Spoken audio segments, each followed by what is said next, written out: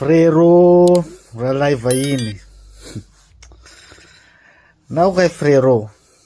Nao kay Ralay. Di sa ko ay tayo ko maita video nao. Naro influencer ang dafang yabi tsaka navakabi ang yu. Bevava yabi ang yu. Mipudyana Madagascar ito lehilahimahitsiambo. Sa ko ay.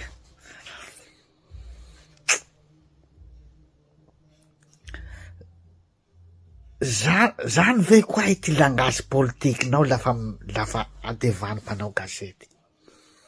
Zay avao ny raha noteneniko, le qualité ny fanaova politika Madagascar eto mihitsiny, ro tsisy misy lanjany. Iha manao olo politicien koa i raha lay, regny ro langagenao devany journaliste. Maparany koa i mpanao ny raha volaninao regny tamin'ny fitondrà teo regny. Fa la resakinao regny zany fahitako azy, resakin'olo mialika sambara tsisy ndala atoliara igny regny zany, fa tsy langage politique mihitsiny. Ka mba izay nareo ametra image raty koa fitondrà io. Ka izay nareo ametra image raty hagnaratian'olo azy, reto aby va olo manona fitondrà io, zay koa raha tianareo hatao. Angoay koa izaho, tena angoay. Politika koa ataonao, politika zany koa mba asio lanja frera.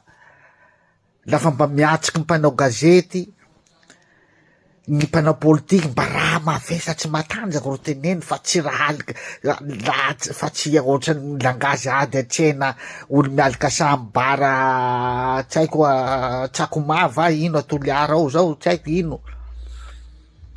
Mba meo lanja le maha politicien ategna koa fa tsy langagena politicien zany. Iha mivola ny sentiava na président fokotany tsy mevana azy, na langagenao regny koa na komity pokotany tsy mevanao.